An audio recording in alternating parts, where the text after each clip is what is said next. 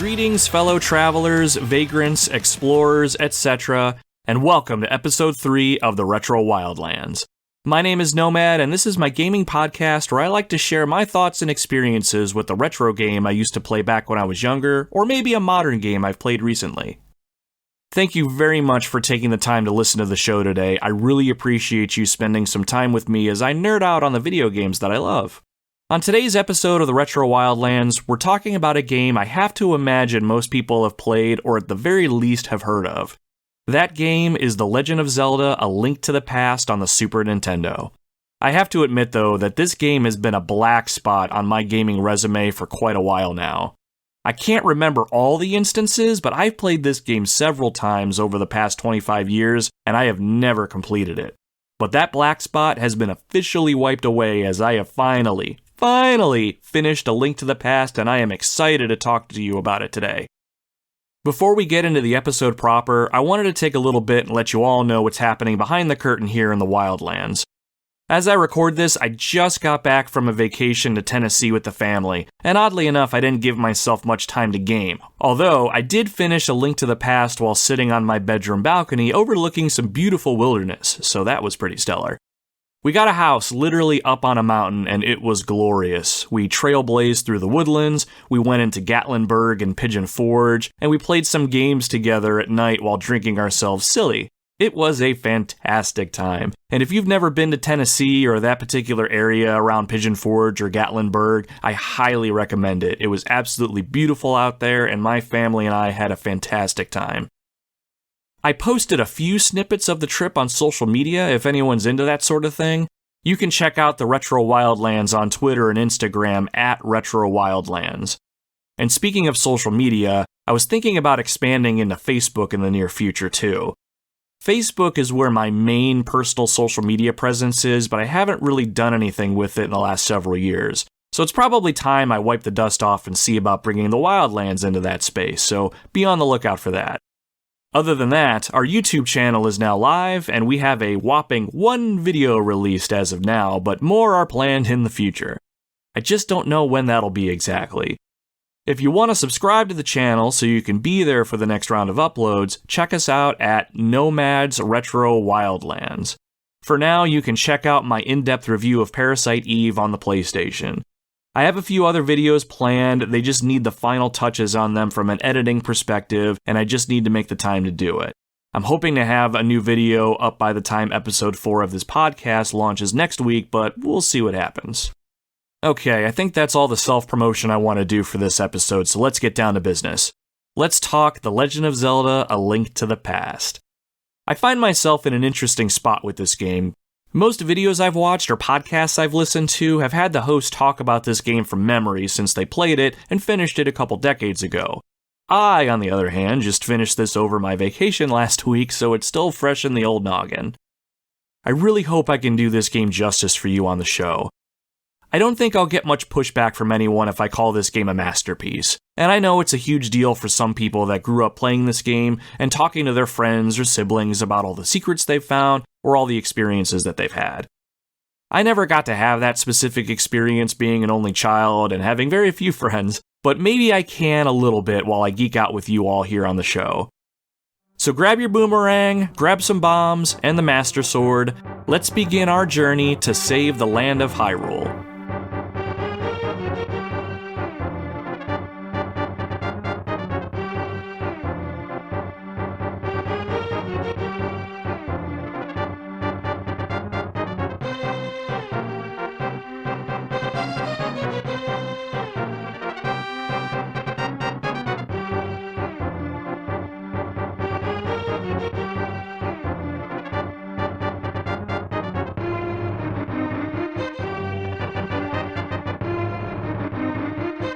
Originally released on the Super Nintendo back in April 1992 in North America, The Legend of Zelda: A Link to the Past and I have had a very complicated relationship over the years. I think the best way I can describe it is kind of like this. It's like a complicated on-again, off-again high school relationship. A Link to the Past and I went to school together, but we never really talked to each other. One day we were put in the same group for a science project and started working together. Then soon enough, an attraction grew and we started dating. But other games would grab my attention, and the relationship did not last. Super Mario Kart for the Super Nintendo released later in the year and absolutely sunk its hooks into me. Man, I used to play that game a ton with my younger cousin whenever we got together. I got a hold of Mario Paint for the Super Nintendo somewhere in there as well, and it captivated me and my attention more than I care to admit. Then there was a little game called Star Fox that came out of nowhere in early 1993. Oh, and I cannot forget Super Mario RPG, Legend of the Seven Stars, which was my very first role-playing game.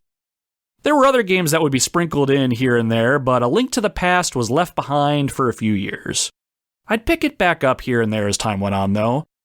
So, sort of like coming across the one that got away on your social media, I walked into a GameStop one day during one of the last years in high school I had. They had a used Super Nintendo for sale and a few used game cartridges in stock. And there it was, a copy of A Legend of Zelda: A Link to the Past. To this day, I'm not sure what happened to the Super Nintendo I used to play on. I think it belonged to my mom's second husband and he took it when he split, but whatever, it doesn't matter. Because now I was going to have my very own. I purchased the used system with a copy of A Link to the Past as well as Super Mario World and Star Fox. So when I got it home, I started playing A Link to the Past again and I got further into the game than when I stopped playing it last time. I gathered half the crystals I needed in the Dark World and I was feeling pretty good about completing the game. But it happened again, and the other games took my attention away. Super Mario World was the one that really got my attention this time. If I played this game when I was younger, I really don't remember, but now that I owned it, I played the shit out of it. There was even a point where I remember taking my Super Nintendo on vacation with me. A bunch of my high school friends and I went to Myrtle Beach for a week, and I still remember some of us jumping on it and playing through Super Mario World here and there. One of my favorite memories is one of my buddies just staring at it in awe as he was 7 shots deep in tequila and said, "Man, this game will always be amazing, you know that, man? Games nowadays have great graphics and polygons and shit, but Super Mario World, fucking masterpiece, goddamn masterpiece." Don't think that's really an accurate rendition of how he spoke, but we'll run with it. So the awesome thing was, we beat that game on that trip. It was glorious and one of my favorite gaming moments of all time. Which is surprising because with the amount of tequila I drank myself that week, I don't remember much else about the trip, but I definitely remember this. Every now and then I would pop A Link to the Past in, but never completed it. Finally, I ended up selling my Super Nintendo about a year ago since I was lucky enough to get a hold of an SNES Classic that had the game preloaded on it. But it wasn't until about a month ago I decided to pick the game back up and really commit to it. It was for a lot of reasons. Obviously, I wanted to talk about it on the podcast, but it was more than that. It was eating at me like a tapeworm. I knew I owed it to myself to finish it once and for all. It was a friend of mine that I used to work with that finally pushed me over the edge. She's a huge Zelda fan, and there were times we would be on calls for work where we were supposed to be working, but we ended up talking about video games instead. So in honor of those memories and all the times I never committed to this game, it was time to get serious. And finally, after years of on and off again dating, A Link to the Past and I finally went all the way. And it was magical, memorable, and I am ready to talk all about the juicy details. I think where I want to start is talking about why this game is so great. First and foremost, another confession, I am not the world's biggest Legend of Zelda fan. I haven't played hardly any of the games in the series, I don't understand how they all fit together, and I've never gone out of my way to play any of them. I started becoming really serious about gaming when I played Resident Evil for the first time on the PlayStation, but I really missed hunkering down with some of the Nintendo's bigger classics. Eventually I'd like to right that wrong on my gaming resume, but I confess all that to tell you that, even despite not being the biggest fan, A Legend of Zelda: A Link to the Past is easily one of my favorite games of all time, so anyone who is or isn't a huge fan of the series will find something to like here, and that's a big part of why this game is so great. Okay, so let's break it down into my personal triforce of what makes a game truly fantastic. First, the game has to have solid gameplay. It has to be fun to play, pure and simple. Second, the game has to have a solid story. It doesn't need to be a blockbuster, expertly written, or any of that nonsense, just has to have a solid story that gives you the motivation you need to press forward. And finally, the game needs solid exploration. Give the player the feeling that they're discovering new things along the way, and it's the player discovering these things, not the game revealing these things for you. So for me, if you have a game with a great story, solid gameplay, and great exploration, you've got yourself a great game. That's what we have here with A Link to the Past. So let's talk a little bit about the story. There isn't much here, but the story that is here is perfect. So who remembers the title screen for this game? I'm willing to bet most of you are probably replaying the title screen in your head right now, complete with the classic shink of the Master Sword coming down and locking into place into the game's logo. It went a little something like this. Did that give you the tinglies like it did me? Yeah. Now, if you were patient enough to not smash your start button and try to get into the game right away, you're actually treated with an opening sequence that sets up the story of the game. Personally, I didn't know this existed until after I bought my own Super Nintendo. I never saw it growing up, and I guess it really isn't needed to enjoy the game, but it was really cool when I did discover it, so if you've not seen it, go see it. As far as the story goes, I'm usually a pretty big stickler about spoilers. Ask anyone who knows me, my number one pet peeve of all time is having a video game or movie spoiled for me, so I want to respect that when I talk about games and such. That being said, this game is 30 years old this year, and the story isn't all that deep. So I'm going to talk about it a bit now. If you aren't interested in hearing about the story setup or don't want some of the gameplay elements spoiled, I will do my absolute best to dance around them, but you really should just stop this podcast right now and go find a way to play this game if you haven't or want to experience this game completely fresh. I can't really talk about the game without talking about some of the awesome game mechanics and items you find. Okay, so with that out of the way, let's talk a little story. If you wait for the title screen to fade to black, you're given a short history lesson on the events that lead up to the game's opening. Now that I think about it, I think there's some backstory in the game's instruction manual if you happen to be lucky enough to still have one of those. Like, my mind's going back to, like, comic-style retelling of some of the events, but I could be misremembering. Anyway. Long ago, there were tales of a golden power that was hidden in a place called the Golden Land. Many people tried to seek out this power, and those that did not never returned from the Golden Land. After some time passed, an evil power started to form and flow out of the Golden Land. The king at the time had the Golden Land sealed away by 7 wise men, and that should have been that. After many years and the story of the Golden Land and its power fading to time, a wizard came to the land of Hyrule with the intent of breaking the seal. He killed the king and started to kidnap the descendants of the 7 wise men. Zelda was one of these descendants, and when the game opens, you take control of Link, who is woken up by Zelda speaking to him telepathically. She's locked in the dungeon of the castle and needs to be rescued. When Link gets up and ready to head out, he is greeted by his uncle, whom he lives with, and he tells Link that he's going out and won't be back until morning. He also tells Link to not leave the house. He grabs a sword and shield, and off he goes. Once we have control, we do the only thing that makes sense. We leave the house and set out into a raging thunderstorm to go rescue Zelda. Fuck waiting for our uncle to come back. Now, there are some pretty amazing parts to this game, but the beginning sequence here is one of my favorites. The atmosphere is dark and dreary, and the rain is coming down hard, and it looks awesome on the SNES hardware. The music here is pretty perfect, too. You sort of feel how desperate the situation is, even though you don't really know why you need to save Zelda, you just know that you gotta.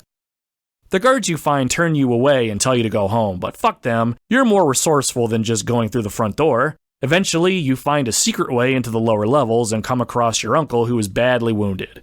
He tells you it's up to you to save Zelda and hands you his sword and shield before he perishes. As you enter the castle proper, you come across the castle guards who are brainwashed and under an evil spell. You have to fight them off and proceed into the dungeon and find and rescue Zelda. Soon you find her and lead her out of the castle through a secret passage. Once you make your way through the sewers, you come up on the Hyrule Sanctuary.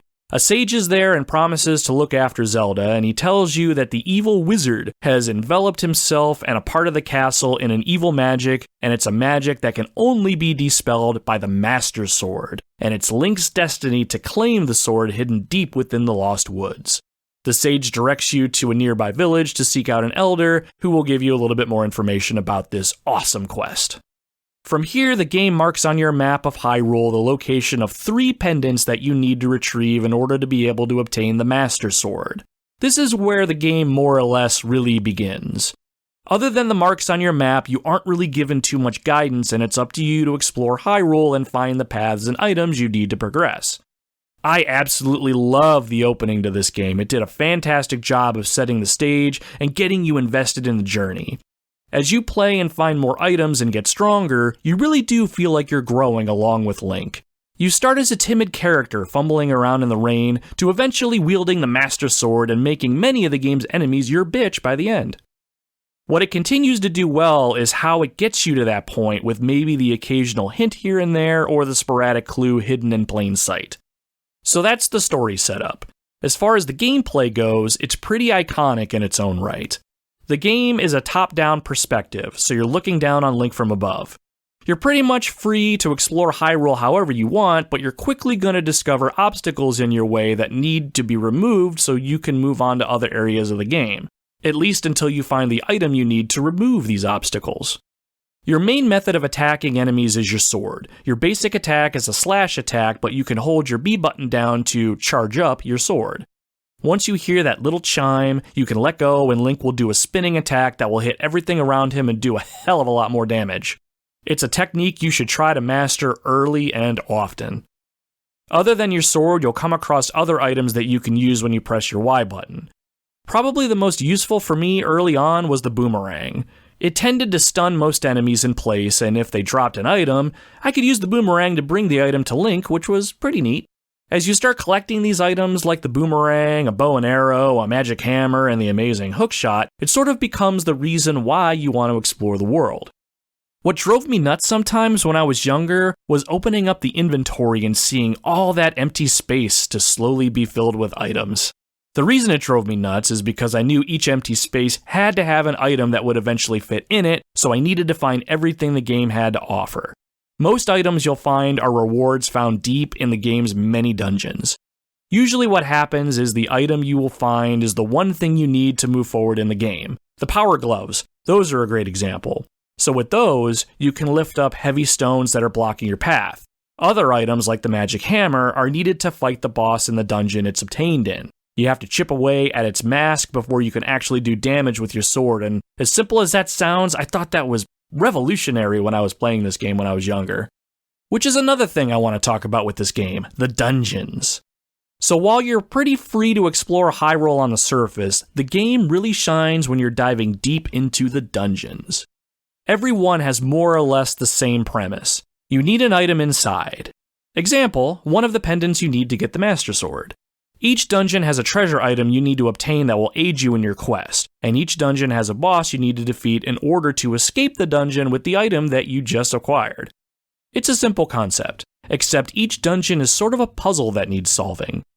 You have to find keys to open certain doors, you have to solve environmental puzzles to open passageways, things like that. Most of the time, though, these puzzles are pretty obvious, especially if you can find the treasure item that's in that dungeon, because that treasure item is usually what you need to move forward. Other times, you might find yourself banging your head against the wall because the solution isn't all that obvious, but at least for me, that didn't happen too terribly often. I'd like to think I'm a semi-smart individual, but that's up for debate, I'm sure. So you have a map that gets filled out the more you explore, or you can find a complete map somewhere in the dungeon itself if you can locate it. But even with the map, you may get turned around a lot or have to backtrack and lose track of where you're going in the first place. Plus, I hated having to stop, open my map, get my bearings, close it, and move on. Then there were some dungeons that just suck hard regardless of what you do, like the Ice Palace later in the game. Now when I say it sucks, I don't mean it was badly designed or anything like that, it was just frickin' hard. The majority of the floor was ice, the enemies were plentiful, and I died a lot.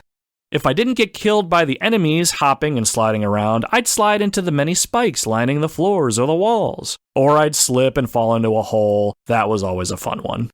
I got lost a lot in this dungeon, and while I can honestly say I didn't use an internet guide for my final playthrough for this game, I did have to cave and look up a guide for this one specific dungeon. Adult me didn't have the patience to keep sliding around in circles and impaling myself on spikes. Now, if I were still young little nomad, absolutely I would slide in circles all day. Aside from the difficulty spikes, the dungeons were absolutely fun to play and great to conquer. What makes some of the dungeons more memorable were the boss monsters at the end, for better or worse. Do you guys remember the Tower of Hera, the dungeon where you get the last of the pendants? That fucking snake caterpillar thing, whatever the hell it was, you had to fight on that platform there. If it pushed you off, you had to fall all the way down to the previous floor, and the only way to damage it was slashing its tail. And what made that battle hard was the monster didn't really have a pattern that you could figure out. It would just juke to the left or the right and send you falling down and down. So what's worse than dying in this fight? It was definitely falling to the floor below, walking all the way back up the stairs, then jumping back on the platform to fight again. It was punishing the more you did it, but man, that feeling when you finally did beat that thing, that feeling of accomplishment was like nothing else. And that went with all the other bosses too. Some were pretty easy, and then there were others that were a pretty decent challenge that made you think. Another of my favorites was the dungeon in the Village of Outcasts in the Dark World. The dungeon itself didn't knock my socks off, but the way you had to go about getting the boss to appear by having it walk into the light that would only shine if you bombed a hole in an area above that floor outside of the dungeon in the village itself, if I recall correctly. I thought that was really cool and a nice little touch, and that's another reason this game is so special with little details like that. Oh, and that reminds me, I haven't even touched on one of the game's best gameplay mechanics, the Dark World. So if the game area wasn't big and expansive enough on its own, Nintendo more or less found the best way to double the area you can play in by giving us the Dark World. A little less than halfway through the game, you're transported into the Dark World, which is kind of a mirror world of sorts. The Dark World is what used to be the Golden Land.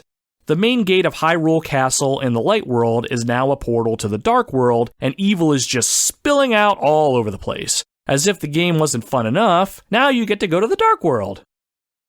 So the Dark World adds a few things to the game, obviously. Story-wise, you now have more dungeons to explore and more items to find. From an exploration standpoint, you can now navigate to some areas in the Dark World that you weren't able to get to in the Light World, and vice versa.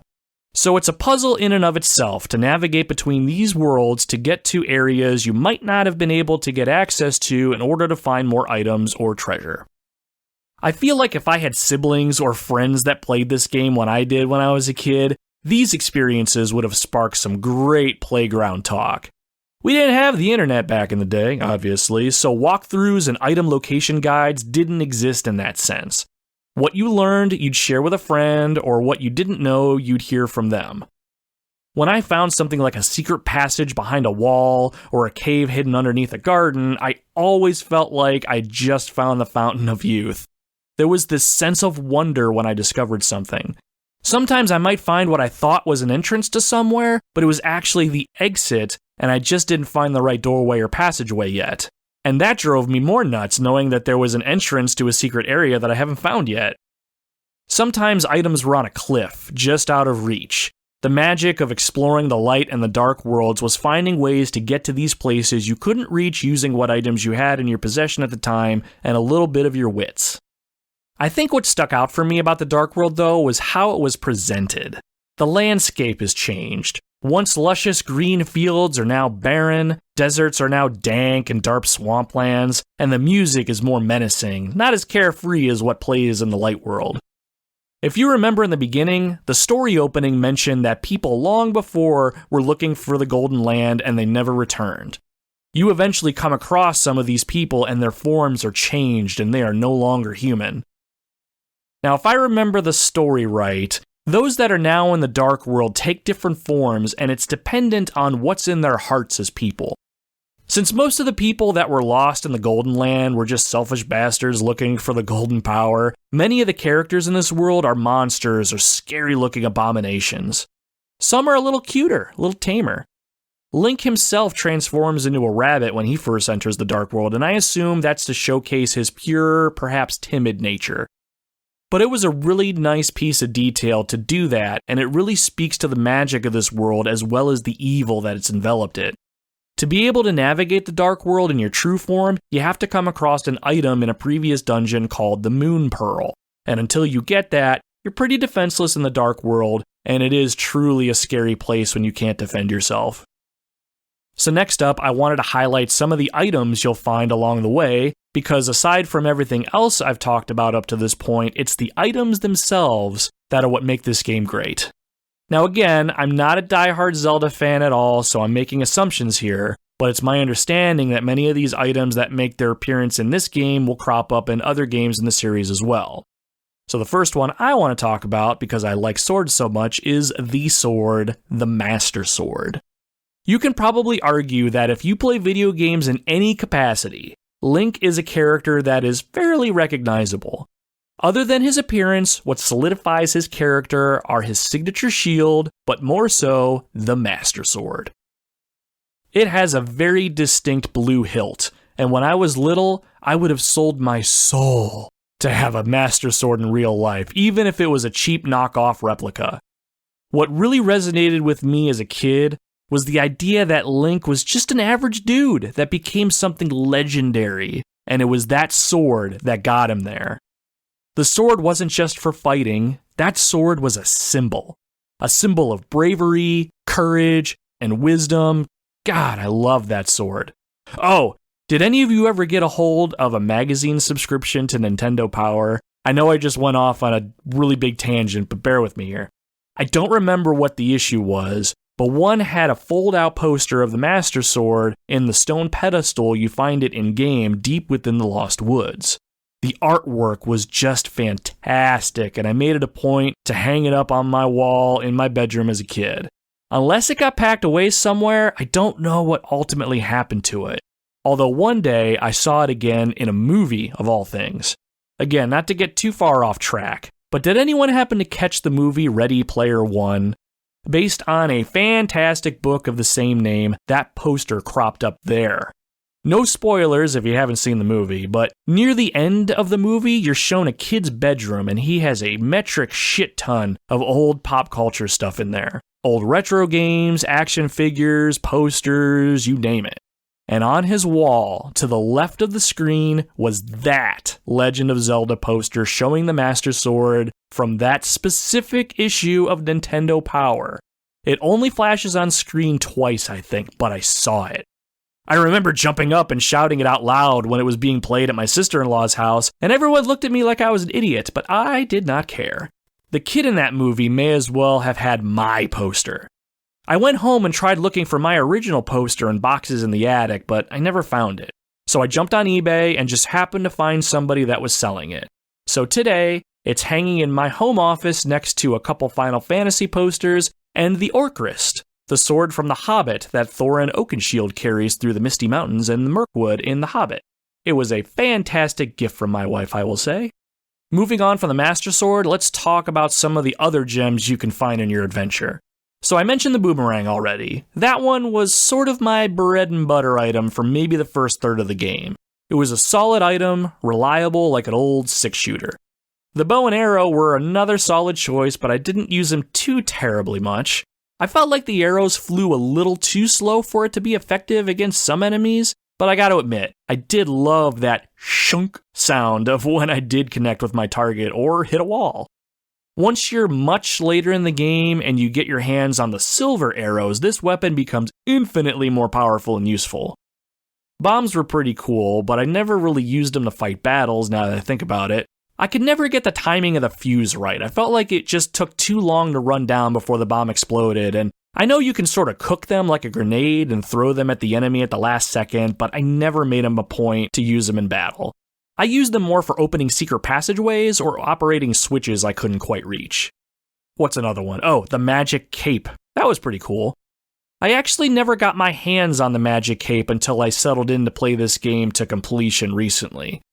So here's how it works. It renders Link invisible, and while he's invisible, he won't take any damage and he can walk through some objects. Absolutely a necessity for some of the game's hidden treasures. Let's see here. Oh, and those medallions? How about those things? Did anyone ever consistently use those? There was the Ether Medallion, Quake Medallion, and Bombos Medallion. I'm thinking I'm saying that right. They used a lot of magic power, but they cast a spell that would affect all enemies on screen, usually killing them outright.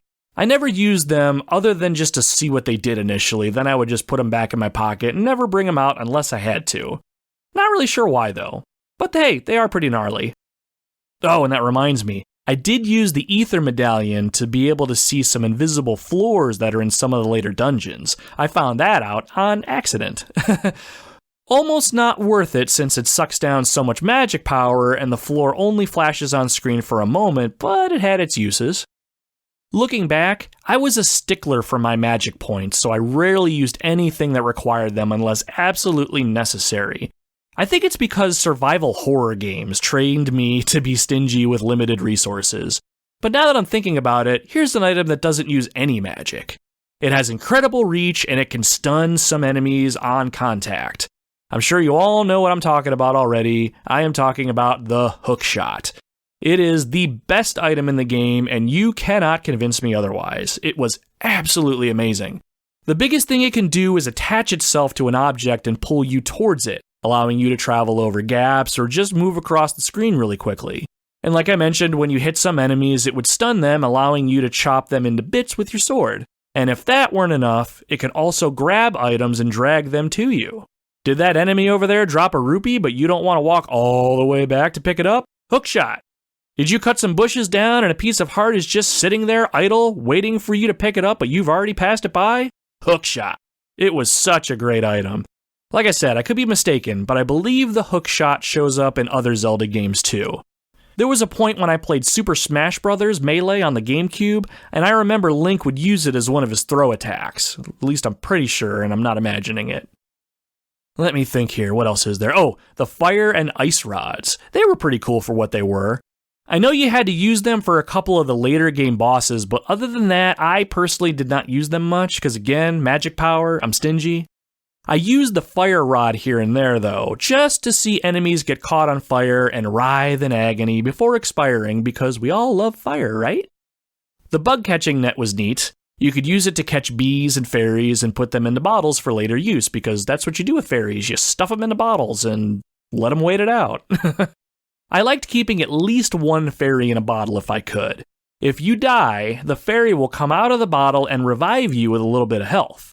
I was in absolute awe when I saw this happen for the first time. Super useful when you're in the heart of a dungeon and you kick the bucket. I do love how you get this net though. You find a sick boy in the village and he just hands it right over. As a kid, it never bothered me. It was just another item. Now as an adult, I took the net from a kid who's probably actually dying, but yay, bug catching net for me, whee! So the last items I think I'll mention are the upgraded mails you can find. Those are the blue and red colored shirts that change Link's appearance, but give him some decent damage resistance. Those were pretty okay. While I appreciated the benefits, I didn't get super excited whenever I found them. I was always hoping for a new gadget or a weapon, but instead I got new clothes, just like getting socks for Christmas. But still, they were pretty useful and they were pretty okay. Okay, so now that we're done with items, let's talk about cutting down bushes. I made mention of this when I was talking about the hook shot, and I didn't want to forget about one of the best parts of the whole game, using the legendary Master Sword as a hedge trimmer. If you've played this game, you must have known the joy that came from just chopping down tall grass and bushes wherever you went. Sometimes you can find items hidden within, and it made it all worthwhile. But even if there were no items, you'd do it anyway because it was so satisfying. Sure, Hyrule needs saved and Zelda needs rescued, but this man's lawn is just way out of control. It is our duty as a Knight of Hyrule to tame his lawn so his homeowners association doesn't pitch a fit, because that's what heroes do. Oh, and how about those pots? See a pot, you have to pick it up and fling it across the room to see if there are any items in it. Every time, without fail. Especially in a person's home, and doubly so if that person is in the home to watch you do it. Sorry about your pots, Denise. I'm low on health and I need a heart piece. And speaking of vandalism and other heinous crimes, every single one of you listening to this podcast who's played this game, I can guarantee you that you've beaten the shit out of some of the poor, defenseless chickens that are roaming around. Admit it! You're roaming around the village, minding your own business, and here comes one, hopping down the street. So what do? You draw your sword and you attack it. You strike it. It flees in terror. You give chase. Maybe you pick it up and toss it like Tuesday's trash. It runs, screaming. You shoot arrows. You drop bombs. Then maybe you get bored and maybe you move on. Maybe you complete your quest and save all of Hyrule. You get a hero's welcome and all is right with the world. But you know how much of a monster you are. And that chicken knows it too. So enjoy your victory. Be the hero, because God knows you are anything but.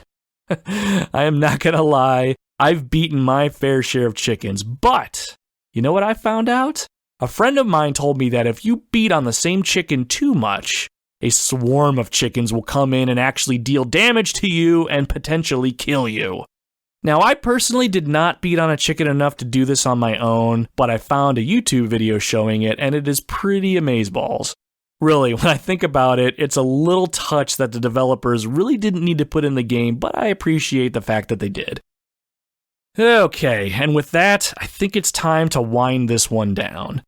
When I finally set out to finish this game, there was one more mission I had in my mind that I needed to accomplish.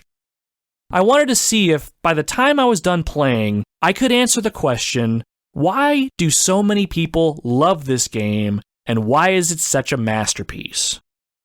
Everything I mentioned in this episode is a solid case for why this game is so good, but to wrap it up into one package, I think what makes this game so amazing is the sense of wonder the game gives you as you play it. Many times, I'd come across a block path or a ledge that I just couldn't reach. Other times, I'd cut a bush away and find a hole that led into a hidden treasure chamber. I always looked forward to the next dungeon so I could get another item and allow me to explore farther into the world. Finding secret passages, locating new items, getting stronger and more skilled as I went. The Legend of Zelda: A Link to the Past just about perfected the journey a regular person takes to become a hero. You start off weak, unsure of where you fit into this world. You get stronger as you go, though, and more confident. You get stronger as you go, though, and a little more confident. The game does a great job of challenging you throughout and makes you think. By the end of the game, you truly feel like a legendary hero, the one that everyone says you are. You've memorized the landscape, and Hyrule is no longer a foreign land. It's your kingdom, and you're bound to protect it. And you want to protect it by fulfilling your quest and taking this journey of discovery. I felt very complete by the journey's end. I didn't just save the princess, I became a hero. I became a Knight of Hyrule. And as the credits were rolling, I felt a little tug on my cheeks. A small smile was forming. There aren't very many video games that can make you feel this way today. The fact that this game is 30 years old and it can do that to me today, if that doesn't speak to how wonderful this game is, I don't know what else will.